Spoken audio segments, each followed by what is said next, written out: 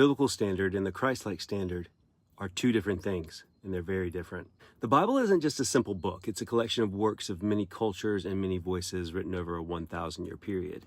It's a tapestry of many voices collected together, revealing people's experiences of God. And there's so many experiences in it: beauty, pain, longing, fulfillment, anger, hope, fear, and love.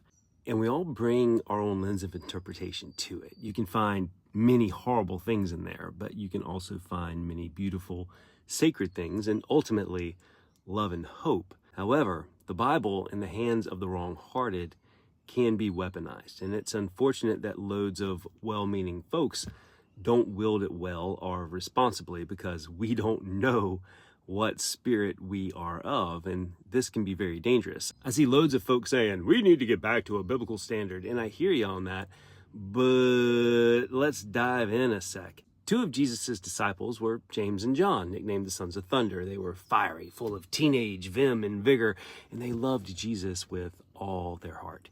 Now in Luke 9, Jesus and crew, they pass a Samaritan village that refuses to welcome Jesus in. And James and John, because they love Jesus, get pissed off about it. Offended, James and John ask, Lord, do you want us to command fire to come down from heaven and consume them, just as Elijah did?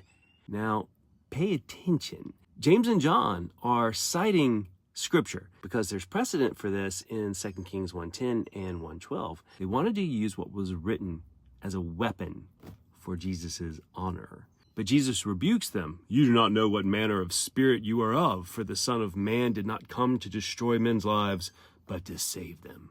Can you imagine the dazed expression in these dudes' faces? These guys had physically been with Jesus daily for almost 3 years. They had done miracles in his name. They had seen him do some crazy stuff, a show, stilling storms, walking on water, feeding thousands of people, turning water into wine. But let's go further. They had been with Jesus constantly.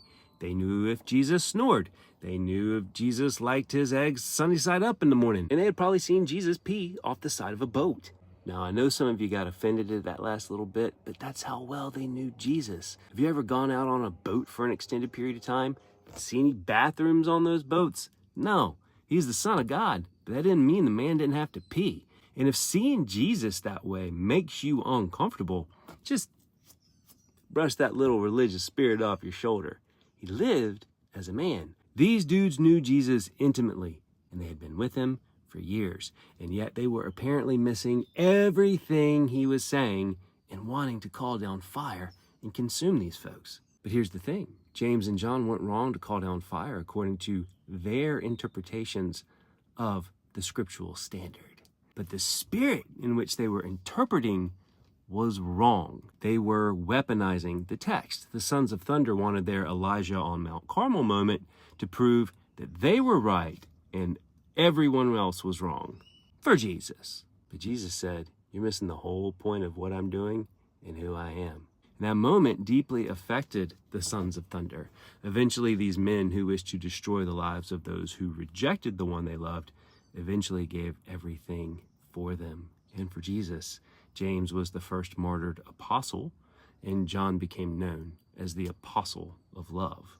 The question is not, can we find precedent for it in the Bible, or can we get back to the biblical standard? Because if you want to weaponize scripture with the Bible, you can do it.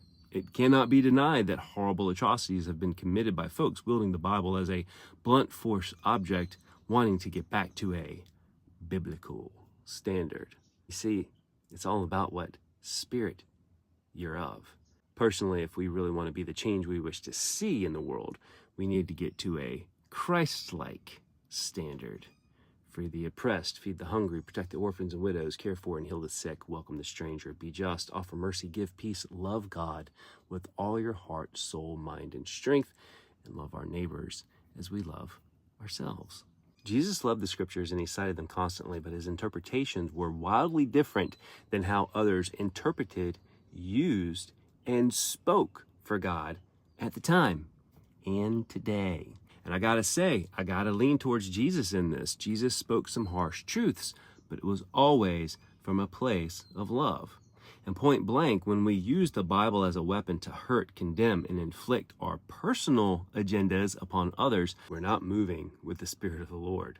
So you can keep your biblical standard. Give me the Christ-like standard any day. It's unmistakable in its beauty. God bless. See you soon.